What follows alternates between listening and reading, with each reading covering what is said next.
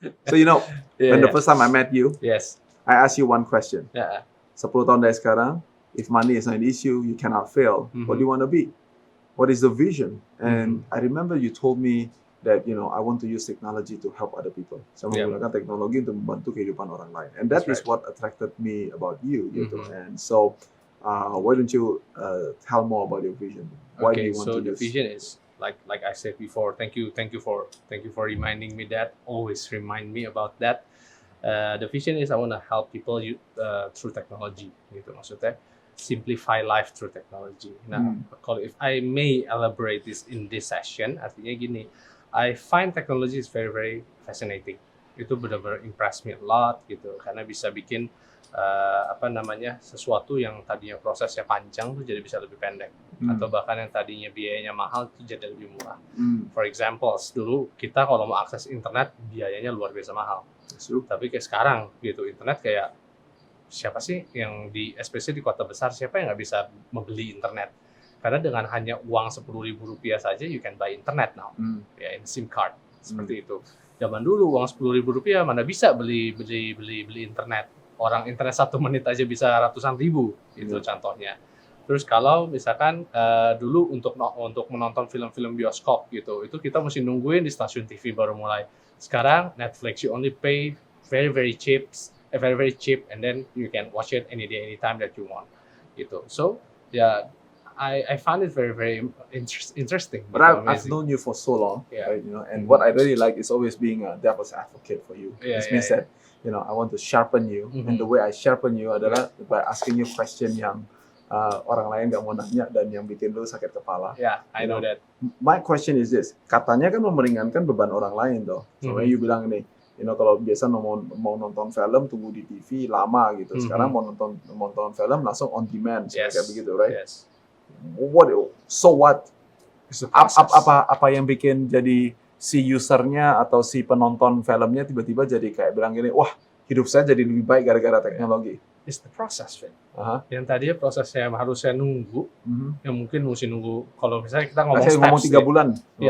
Jadi sekarang in the palm of your hand. But how is that helping that person to have a better life? I would argue with you segala sesuatu yang didapatkan dengan instan sekarang bisa dapat on demand. Makanya people no longer willing untuk bayar big price untuk bisa nonton film itu. I would argue, I can hear somebody's gonna argue to you adalah karena segala sesuatu sekarangnya on demand, bikin satu generasi yang sekarang katanya gak sabaran. Jadi kalau mau apa tuh mesti dapatnya sekarang. Kerja baru 3 hari udah harus dapat hasilnya. So it created almost like this entitlement mentality. So how exactly is that helping? Memang benar teknologinya prosesnya jadi lebih pendek, lebih bagus and all those things. Tapi how exactly dari your perspective, right, that actually help the humans? Okay. That's a tough question to answer. Yeah. So kalau misalkan dibilang itu memang ada mentality seperti itunya, tapi in my opinion itu benar-benar untuk secara teknologinya itu kan benar-benar men-shorten sebuah proses yang tadi lebih panjang, tadi kayak 5 steps adanya jadi 3 steps. Itu kan jadi jauh lebih mudah, Fit. Gitu. Memang itu side effect dari sebuah teknologi. There's always 2 sides of a coin. There's a good side and then there's a bad side. Yeah. If you want to talk about that, on focusing on that itu namanya the bad side of it. Gitu, sama saja kayak the good side and the bad side of internet. The good side is you can find anything on the internet, and the bad side is you can find anything on the internet. Yeah, so if you give me that answer, it means there's a 2 sides of a coin. Yeah, you cannot separate it. That's a great answer. Thank you. But I do think that technology helps me by having an on-demand. I mean, like, look, saya subscription-nya sama Netflix, I subscribe with Google Movies, dan 2 perusahaan yang paling saya pakai. There's few others, right? Tapi 2 ini yang saya pakai dengan cukup regular. And I think that technology does help me. Because what it does is that, kalau zaman dulu, kita mesti memilih gitu. Saya harus memilih untuk semuanya ketemu sama bos, atau mau menikmati, mau nonton film series yang saya mau nonton. Now, it's not about like yang mana yang penting, mana yang tidak penting. Jawabannya adalah dua-duanya penting. Yang satu adalah karir saya. Satu lagi adalah saya punya hobi dan itu release my stress. Tapi kalau dulu saya harus milih di 1 jam yang sama. What technology does for humanity, I think, is that on demand simply means that I understand what is important in my life. Yeah. And then I can say that, what sequence do I want to play? In other words, saya menjadi Tuhan, saya menjadi raja atas waktu saya sendiri. And you don't have to be a business person, a business owner, atau boss, if you may, untuk become the king of your own time. You can be a professional, working for somebody, and you still also have control over your time. Yeah. Jadi saya rasa teknologi in this particular sense membantu. Tapi saya setuju dengan apa yang Afan bilang. Banyak orang masalahnya adalah tidak mengerti betul sekali. Apa artinya bisa memiliki on-demand TV station or on-demand TV shows, Dan akhirnya menjadi adalah jor-joran. Pokoknya saya mau lakukan aja semuanya. Dan oleh karena itu akhirnya tidak mendapatkan esensi daripadanya. For example, like jadi jor-joran semuanya tidur jam 2 pagi. All those stuff things. So it depends on the human. I agree 100%.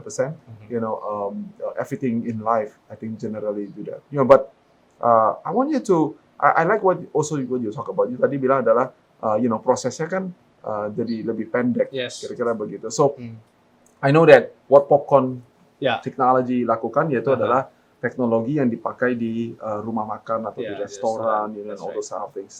So what process yang dulunya mungkin panjang, yang kemudian dijadikan menjadi pendek? Okay. So let's say langsung take a specific example saja. So let's say di sebuah restoran gitu. Sekarang misalnya kita ngomong satu floor restoran, customer datang, customer duduk, dan dia buka menu, lalu dia panggil waiternya. Waiternya datang kan, selamat siang Pak, how may I help you, how may I serve you, gitu. Ya Mbak, saya mau pesan ini, ditulis manual sama dia. Lalu itu udah berapa steps tuh? Kalau kita roles-nya sebagai waiters, berarti waiters satu step nih. Lalu steps kedua, dia mesti pergi ke sebuah station di mungkin komputernya gitu, atau mungkin kalau misalnya tidak memakai teknologi itu benar-benar mesti kabur ke dapur gitu, kertasnya dikasih ke dapur, atau dia mesti masukin ke stationnya yang ada gitu. That's 2 steps. Two steps gitu. 2 steps, and then after that dia nunggu gitu kan. After that nanti kalau misalnya dipanggil ting, makanannya udah datang nih gitu, dia ambil lagi makanannya untuk step keempat, lalu ditaruh di mejanya si customer. Berarti basically 5 steps yang mereka lakukan gitu. So what Popcorn do untuk simplify that adalah we use a technology to shorten the process. So it means number 1 adalah pada customer datang, si waiter itu tidak perlu melayani, tapi karena si customer bisa langsung nge-scan di mejanya masing-masing. Si customer bisa nge-scan di mejanya masing-masing, dia pencet menunya apa saja, itu langsung go directly to the kitchen. So the waiter only confirm. Jadi yang perlu dilakukan sama si waiter itu dia cuma datang, oke ya Pak, orderannya ini ya Pak. Itu berdasarkan di handphone dia. Yang tadinya 5 proses, sekarang cuma jadi 1. That's good. That's what we do. So 2 questions out of that one. Right? Number 1 is that restoran sekarang tidak perlu banyak pakai waiter. Yep. So what are you saying to all those people that are currently having a job as a waiter di Indonesia? I say like, sorry ya, mulai dari hari ini kami tidak butuh kamu lagi, jadi kamu hilang pekerjaan. That's number 1. Yang kedua adalah user. Dia bilang adalah, loh, tapi kan biasanya saya dilayani sama orang lain. Sekarang saya mesti scan sendiri, saya mesti isi sendiri. Berarti saya mau waiterkan diri saya sendiri dong. Okay, so 2 questions. Okay. The first question for the waiters. I mean, we're not cutting you off. We just elevate the quality of the services of your restaurant. It means yang tadi you hassle everywhere, now you can be focused on the customer. Yang tadi you hassle karena ambil order, nanti dipanggil sama orang lain, order apa lagi Pak, order apa lagi. You can imagine in a packed restaurant gitu. Tapi kalau misalkan right now, karena semua orderannya sudah diambil sama si customer itu sendiri, si waiter punya kapasitas lebih untuk memperhatikan gerak-geriknya apa, dia butuhnya apa. Oke, jadi dia punya spesifik misalnya di set satu. Misalnya let's say I'm a waiter. Let's say I am a waiter. I only take care of like 3 tables. And then after that kalau dia ada waiter mungkin cuma urusin another 3 tables gitu. So it means the quality of the services will rise up. Bukannya menurun, bukannya hassle dipanggil susah dan segala macam. No, tapi quality-nya meningkat. That's what we believe. That's number one. And the second question is, ya for the user bukannya apa ya? Bukan tadi what did you say? Mewaiterkan diri sendiri. Mewaiterkan diri sendiri. I don't think so. I'm sorry, Faith. I do not agree with that. Justru itu men-short untuk urusan dia pilih makanan yang harus ditunggu sama waiter. Yang tadi, let's say, if you are a businessman, your time is so precious. Will you spend your time on picking up foods? I don't think so. And then when you have a meeting, suddenly waiter, maaf Pak, nasi gorengnya ditaruh di mana ya? Atau ini di mana ya? I don't think you like that. Yeah, so we shorten that time. And then waktu family time. Ya udah ngobrol aja orang makanan nanti udah datang dan si waiter pun sudah tahu ini makanan ini akan harus ditaruh di mana. Yeah, that's what I believe in. I love the answer. Yeah. I love the answer. I think that is so true. Fokusnya adalah jadi belum tentu harus first of all I think that part of the technology is that akan ada orang-orang yang di PHK. Oh ya. Okay. Tapi untuk yang masih stay, saya setuju banget. Jawabannya bagus banget, keren banget. Ya boleh jadi sales pitch langsung begitu. Itu adalah fokusnya adalah kepada who-nya, so fokusnya adalah kepada orang-orangnya. Berarti ada pelayanan yang lebih baik yang bisa diberikan kepada customer. But I do think that realistically some people will lose their job. You know, itu adalah bagian daripada menggunakan teknologi. Yeah. You know, zaman dulu semuanya pakai tenaga manusia gitu, sekarang pakai mesin. Berarti apa? Berarti ada yang kehilangan pekerjaan. That's right. You know, tapi sekarang pekerjaannya daripada orang yang masih ada di situ adalah melakukan QC, memastikan bahwa barang-barangnya itu masih melahirkan kualitas yang lebih bagus. Kalau dulu adalah sambil melakukan quality control, right? You know, and then it become a fully tech gitu. Lebih banyak lagi akan kehilangan pekerjaan. And I think that becomes a challenge yang dimana orang-orang ini perlu as a country, everybody have to go one level up. Artinya adalah semua orang mesti berpikir tentang meningkatkan kualitas daripada keterampilan mereka atau pengetahuan mereka, so that they can have a better job and things like that. You know, so I think this is really good. Really good. I want to talk about that waiter, right? Bagaimana caranya Arfan bisa tahu bahwa si waiter itu biasanya ngapain?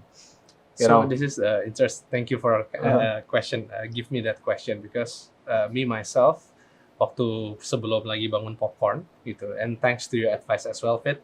Dulu ceritanya tuh kalau bikin apa-apa tuh I always think from my perspective, gitu, as a developer perspective. And you always teach me understand your customer, gitu. And then what did I do? I became a waiter, became a waiter.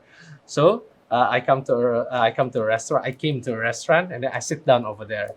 I saw what the waiter do. I interviewed the waiter, and then after that I interviewed the cashier. And terus kebetulan ada teman lah, namanya restoran teman gitu. Dia apa namanya emang punya restoran. Jadi bro, minta tolong dong, gue mau jadi kasir lu, gue mau jadi waiternya lu, gitu. And they are gracefully enough to let me in. And so I understand the pain of the waiter. I understand the pain of a cashier. Yang biasa dilakukan apa sih?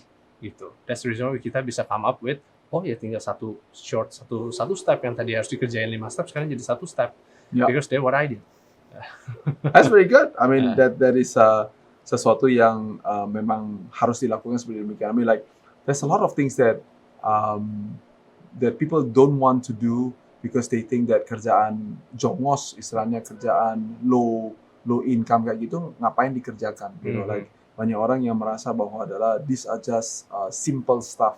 You know, why untuk apa kita melakukannya? You know, so I think as an investor, as a businessman, saya lihat banyak banget bisnis tuh yang di high level, you talk about it, CEO sama CEO bilang adalah luar biasa, let's do it. You know, tapi waktu turun ke bawah, gak ada yang jalan. Jadi cuman agreementnya cuma di atas doang. Because the largest gap in the world, according to John Maxwell, is not bukan how much money do you need to grow your company, is rather the gap between ini idenya, ini eksekusinya. You know, yang di tengah di sini itu adalah journey-nya. You know, and so you gotta almost like go through the journey one by one and do it gitu. That's right. You know, so I met you a few years back. Yeah. and you told me the vision, and hari ini you are doing technology hanya untuk restoran saja. Yes. So tell me about what is your vision 5 tahun dari sekarang, 10 tahun dari sekarang? Okay.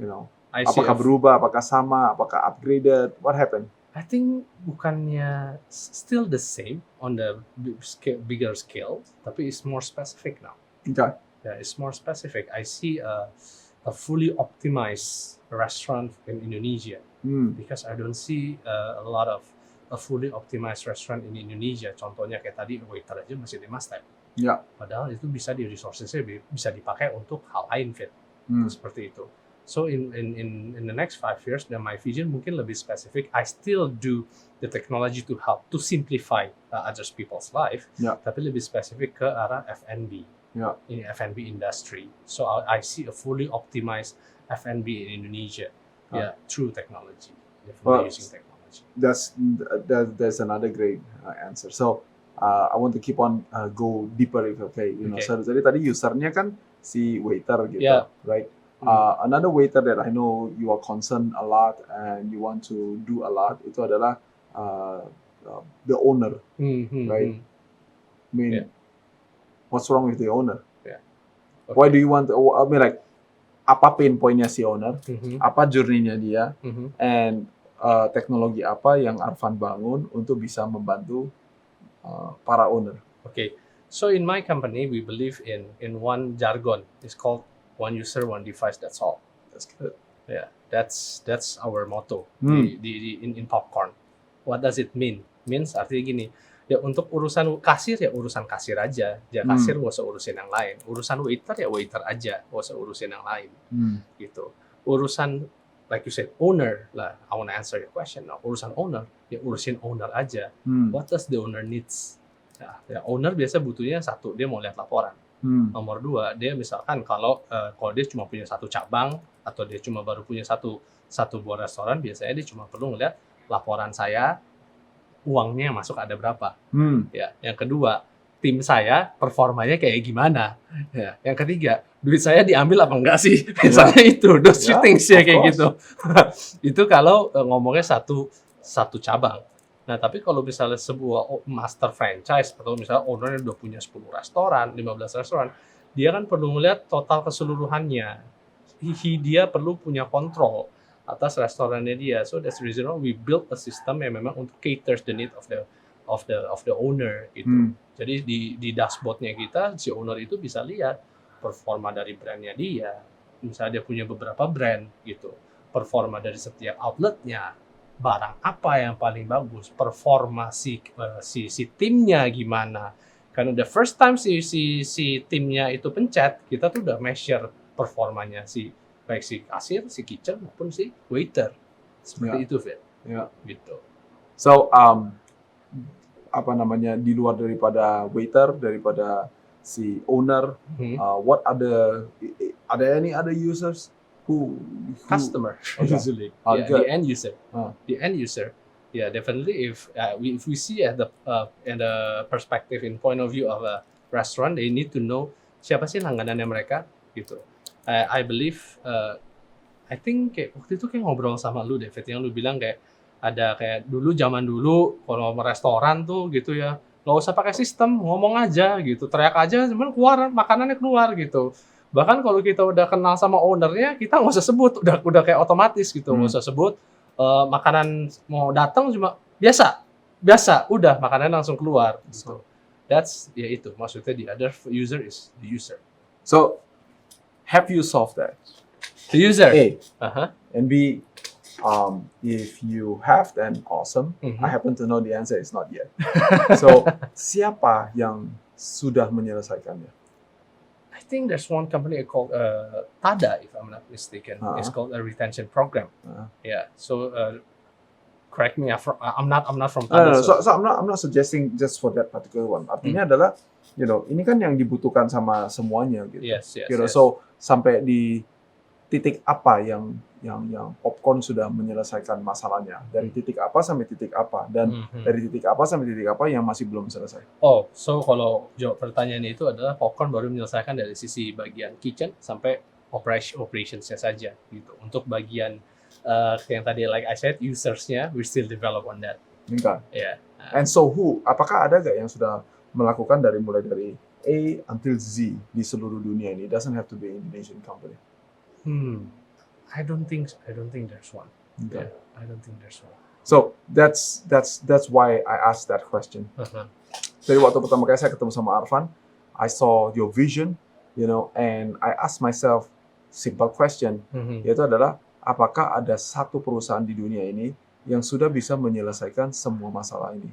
Because at the end of the day, as an end user, kalau saya mau book tempat, I want to be able to do that on my own. I mean, like, if I want to call, ada nomor teleponnya. If I want to WhatsApp, I have dan nomor WhatsApp-nya. Kalau I have mau pergi ke website, ada nomor website-nya. It should be as simple as 1, 2, 3, and then saya bisa riset tempat duduk saya. Waktu saya sudah sampai di sana atau sebelum saya sampai di sana, saya mau order makanan, apakah makanannya bisa diorder atau tidak bisa diorder. Terus ada owner yang bilang adalah habis dia book tempat, tapi nanti gua udah masain dia nggak muncul gimana? Oke, berarti harus ada payment gateway. Ada payment gateway. Terus si customer berarti sering datang ke sini karena dia senang dengan satisfied dengan service yang diberikan. Dia dengan sering berarti bilang gini, apa gunanya gua terus datang ke tempat lu, gua gak dapat apa-apa? Oke, berarti you need to create a loyalty program. You have to say that. Okay, that's where you talk about TADA. Udah selesai daripada situ, terus apa yang memastikan bahwa 100 kali datang ke sini, makanannya selalu datang dengan kualitas yang persis sama dan tidak pernah berubah, right? And so you start to use company like Nimbly, untuk mengatur operations-nya gitu. Right. Udah selesai, dia bilang adalah gimana caranya adalah setelah lu datang makan di tempat kita selama 10 kali, 100 kali, you bawa teman-teman, and then you can make money out of it. So then you start to do like referral program and all those stuff things. Udah selesai, sekarang dia mau pergi bayar makanannya dia. Waktu mau bayar makanannya, is it as simple as like 1, 2, 3 udah selesai. So udah selesai, dia pulang. Waktu dia pulang, berarti sekarang dia mau minta survei, dikasih survei, ditanya adalah, how do we do? So it's end to end, and I think that is a typical customer, and I think that the challenge, I think where the opportunity lies itu adalah di Indonesia, customernya juga belum pernah lihat, belum pernah rasain, dan karena itu dia juga nggak tahu yang enak itu kayak apa. Jadi they just kind of like, udah deh, ya pokoknya semua orang juga begitu, ya udah gue ikutin aja gitu. And I think that something that is interesting about the way you do it is, pertama kali you come to me, you come with all the data point and all the technology. Wah, gue bisa begini. And then waktu buka websitenya itu penuh dari ujung sampai ujung, semuanya data point semuanya. But then after you have that, so what? Apa gunanya untuk orang-orang yang sedang memakainya? That's right. And I think that it has been a special journey witnessing how Popcorn has evolved so much, sampai sehingga akhirnya one user, one device itu benar-benar dihidupin. And I want to use this opportunity to soft sell you a little bit, So if you are a business owner, if you are restoran khususnya F&B, at least check out Arfan, check out Popcorn Technology, and then see whether there is something that you guys can be doing. So congratulations on your success. Thank you so much. That's fun. Yeah. I want to switch board a little bit. You recently got married. You recently have a baby. Sekarang babynya umurnya 10 bulan. Tell us what have you learned. Tell us what you want to share with orang-orang yang either sudah tunangan, about to get married, atau baru get married, atau lagi pregnant tapi anaknya belum lahir, like tell them what is your learning lessons. My learning lessons always, I think I got this again from you. Always live by the season of your life. Always live by the season of your life, not by the opportunity that knocking on your door. That's I always keep that in my mind because I live on it. Gitu. So kalau yang mau get married, congratulations. Don't be afraid. It's a fun journey. Yeah, and make sure you marry the right one. If not, it's gonna be hell on earth, man. Not heaven on earth. Yeah, that's my point. If you wanna have a baby, just be ready. Not be ready. You never be ready, in my opinion. But learn. Read a lot of books. Read a lot of books, and prepare yourself. Not prepare how do I take care of the baby. it will come out naturally. You can change your diaper yourself. You will learn it as a daddy, as a mommy. You will learn it.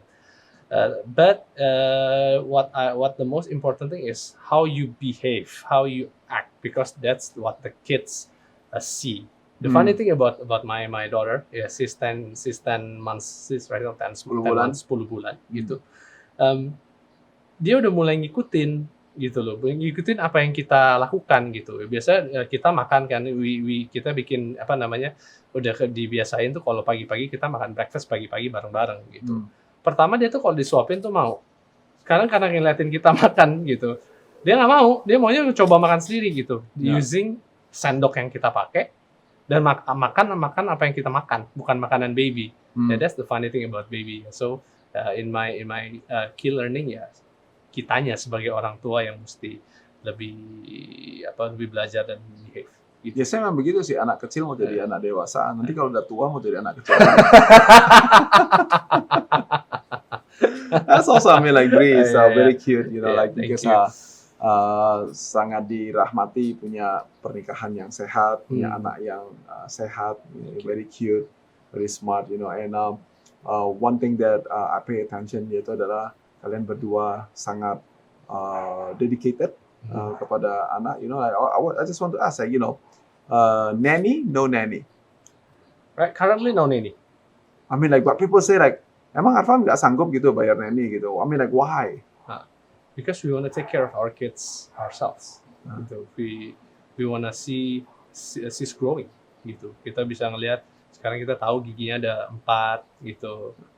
Kalau ada nanny emang nggak tahu giginya ada 4. Ya, tahu juga sih, tapi kan lebih more likely kita mengkondisikan diri kita bisa let go a little bit of responsibility if we have nanny. Tapi kalau misalnya nggak ada nanny, kita force ourselves to take care of everything. Dia mau pergi, repot nggak? Oh ya repot, Fit. Repot, bener-bener repot. Gitu. Satu bagasi mobil penuh gitu, ya, mau suddenly, pergi keluar. Suddenly yang biasa dulu cuma bawa 1 tas beres, suddenly masih ada 2 kayak gitu. Ada pampasnya, ada botol susu, ya, those kind of thing. Gitu sih, Fit. Tell us your proudest moment in the last 10, 12 months as a dad. As a dad, as a husband. Yeah, when my wife said, "Good job, I'm proud of you. You can take care of our kids yourself." It's good. It's good. Yeah. I mean, like waktu anak saya yang pertama Rachel lahir, I mean, like I was literally still masih tinggal di Amerika Serikat. Di Amerika it's normal bahwa we work from home, we do remote office, kerja anaknya ikut, you know, and there's no nanny in America. I mean, not for the middle class anyway. You know, and that is the joy. That is the joy. Nothing's wrong with having a nanny. I think, you know, in certain cases memang harus punya nanny depending on like the work that you do and all stuff ini. Tapi I think yang jangan sampai kehilangan itu adalah the precious moments that you have. Agree. You know, jadi kalau anak sekarang kan 10 bulan ya, sampai nanti masih umur kira-kira 2 tahun, 3 tahun itu, man, I mean kids is growing in a daily basis. You know, nanti bajunya kekecilan, itu literally in like matters of weeks, matters of like 4 weeks, you know, udah langsung terasa lagi. And those are the joy of being a parent. You know, I always say that setiap anak yang dilahirkan, kita punya peluang dan kita punya kehormatan untuk menjadi orang tua selama 18 tahun. So that's it, 18 years. After 18 years, memang udah gak jadi bapaknya. Masih sih, cuman habis 18 tahun, lu mau Nina boboin dia, lu mau kasih dia minum susu, dia bilang, apaan sih lu, Pak? Gue udah bisa minum sendiri lagi, you know, dan gak mau minum susu, udah mau minum yang lain-lain, mau makan yang beda-beda, dia punya teman sendiri, you know, things like that. So, you know, I congratulate you guys for, you know, doing this the hard way. Sekali lagi, mungkin bukan the hard way ya, tapi the inconvenient way. Jadi gak convenient sih, memang parenting is not for those who wants to live a convenient life. But I think the reward, saya punya 3 orang anak, you know, ini sign saya untuk berarti kayaknya udah boleh tambah-tambah lagi, masa cuma 1. Anyway, thank you for doing this together with me today. Pleasure. It's my pleasure. Ada 3 hal yang saya belajar dari pembicaraan kita today, and I give the name is like what are the type of users in your business, you know, dan ada 3 tipe user yang bisa diperhatikan, yang obviously very relevant to you ini Popcorn. Tadi Arfan cerita tentang ada ownernya, ada mungkin area manajernya, ada store manajernya, atau mungkin ada master franchise-nya, ada franchisee-nya, mungkin ada store manajernya, ada supervisornya, ada orang di kitchen, orang di waiter, kasir, mungkin itu certain company zaman sekarang ada sopir Gojeknya, sopir ojeknya, you know, like all these things are users, right?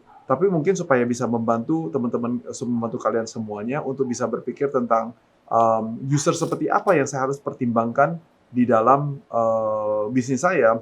I think you gotta thinking about like ada 3. Yang pertama yaitu adalah eksekutor. So when Arfan tadi cerita tentang waiter, waktu Arfan tadi cerita tentang kasir, cerita tentang kitchen helper, cerita tentang yang memasak, itu semuanya levelnya adalah eksekutor. Artinya mereka adalah ujung tombak dan mereka adalah orang yang melakukannya langsung bertemu dengan customer-nya mereka. So those are the first users, and this is the place yang dimana kadang-kadang kita paling tidak memikirkan atau overly dipikirkan, right? You have to be thinking seperti apa yang Arfan katakan barusan. Kalian mesti berpikir tentang apa sih journey daripada si user ini. Waktu dia pertama kali injak kaki di restoran itu, dalam halnya sebagai restoran, kira-kira apa sih yang dia lakukan? So if you can be thinking like that, then you are able untuk mengerti bahwa ini loh hal-hal yang perlu mereka eksekusikan. Identify first and foremost, baik itu 10, 17, 20, 47 langkah-langkah yang harus dilakukan setiap hari untuk mengeksekusi pekerjaan itu. Once you find that out, you use technology and you say that bagaimana caranya saya bisa reduce 10%, 20%, 30%, 50%, 80% daripada pekerjaan-pekerjaan yang tadinya dilakukan secara manual, sekarang saya bisa lakukan menjadi sesuatu yang lebih digital. Right? Yang gampang, semuanya kemarin pakai kertas dicatat. Mungkin you use technology cuman bilangnya begini, gini deh semuanya pakai digital supaya semuanya ada tempat untuk menyimpan semua data-data transaksi-transaksi yang dilakukan. You know, mungkin setelah mereka sudah menggunakan teknologi sebuah mesin untuk memakai, kita berpikir dengan bagaimana ya, ini kayaknya dia mesti pakai 2 tangan, mesti pergi ke mesin. Oke, gimana caranya di tangan dia sendiri cuman hanya melakukan 1 langkah, 2 langkah, 3 langkah, atau maksimum 5 langkah, dan kemudian kamu bisa menyelesaikan masalah yang dia alami. Understand the pain of these people. Give you another example yang Arfan kasih tahu, yaitu adalah waiter-waiter ini biasanya umurnya itu adalah kira-kira 16 sampai mungkin 21 tahun. You know, so banyak kalau yang 16, apalagi 16, 17, 18, berarti mereka belum selesai SMA. That's right. So kita bikin barang pakai bahasa Inggris, semuanya kayak begitu. Dude didn't even understand what you say. Right? Nah, itu sebagai contoh-contohnya. Karena itu gak usah dibikin gini, ada pilihan. Inggris atau Indonesia? Kagak usah. Indonesia, selesai. Simpulkan menjadi sesuatu yang sudah bisa dipakai. Right? Itu adalah user pertama yang kalian harus pikirkan. User kedua yang kalian harus pikirkan, namanya adalah supervisi. Artinya adalah supervisor, artinya adalah ada orang yang memperhatikan pekerjaan daripada para eksekutor ini. You guys will be thinking about, contohnya yang paling gampang yaitu adalah store manager, regional manager, atau semuanya adalah franchisee, atau master franchise. Mereka ini adalah orang-orang yang perlu memperhatikan orang-orang yang di bawah mereka, dan apa yang mereka butuhkan tidak perlu yang tadi dilakukan di level eksekusi, dilakukan juga di level supervisi. Tidak perlu. Kita perlu tunjukkan kepada mereka apa-apa aja yang mereka lakukan. So once again, as you're looking at this particular board of the users, you gotta go into their world, dan kemudian mengalami adalah, dia ngapain sih? Untuk level store manager sebagai contohnya, dia perlu mengetahui apa yang terjadi di dalam kantornya dia atau dalam restorannya dia, mungkin every 15 menit punya sequence, right? Kalau semuanya dia sudah levelnya lebih kepada regional manager, dia nggak perlu tahu setiap 15 menit. Dia mungkin tahunya adalah setiap 1 jam atau setiap jam 10 pagi, jam 2 siang, jam 5 sore.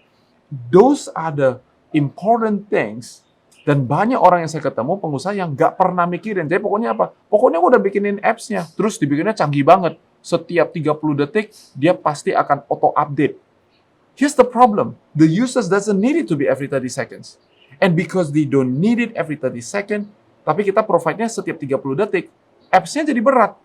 And for that particular reason, it's not because you cannot deliver the technology, tapi you overuse the technology to the point of jadi berat dan akhirnya tidak bisa dipakai. Dan level ketiga yang paling penting yaitu adalah director. Direktur ini berarti adalah semuanya owner, semuanya adalah brand owner, semuanya mereka adalah yang memimpin asosiasi. Nah, ini adalah orang-orang yang sifatnya adalah ada top di atas di sini. Nah, biasanya ini dalam sini data-data yang mereka butuhkan adalah data-data yang berhubungan dengan sebagai contohnya adalah informasi dari month-to-month comparison, year-to-year comparison, quartal-to-quartal comparison, kategori. Mereka tidak perlu tahu yang detail-detail di toko nomor 184 ada berapa es batu yang dijual pada 30 detik yang lalu.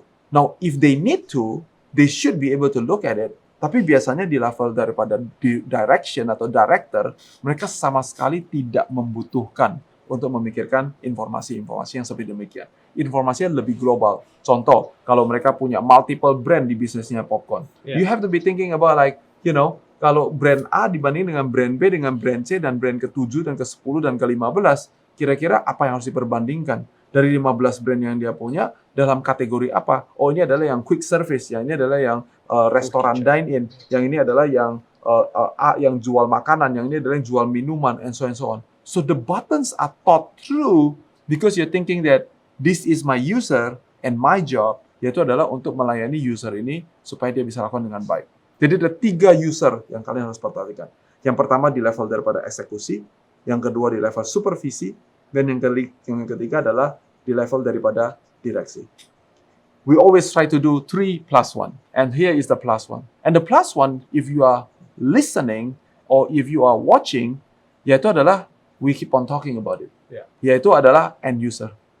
Now this is di mana saya mau drill deeper. Mungkin kamu bilang adalah fit bisnis saya B2B. Jadi saya nggak ketemuan sama end-useran. Saya cuma ketemunya sama buyer doang. Saya ketemunya ya cuma sama orang tech doang. Atau whatever it may be. Okay, so your business is B2B. Atau mungkin dari B2B to B. Atau mungkin B2B to B, tapi at certain point you can do as many to B that you want. B2B to B to B to B to B to B to B. Tapi pada akhirnya pasti ada to C-nya. Karena mana ada bisnis yang tidak ada end user. Think about it. Gak bakalan deh. Gua jamin 100%. Tidak ada satu orang pun. Saya di sini ada sebuah tab di sini. Tab ini mungkin ada orang yang melakukan B2B. Cuman menjual ini set daripada untuk tulisan A yang ada di keyboardnya saya. Dia gak pernah ketemu sama David. Tapi kemudian dia menjual kepada orang yang bikin keyboard. Dan kemudian orang yang bikin keyboard dijual kepada orang yang bikin HP ini, and so on, and so on, and so on. Berarti B to B, to B, to B, to B. But at the end of it, David, is the ultimate user. Because waktu saya lihat tulisan ini adalah harus bisa menghubungkan dengan saya.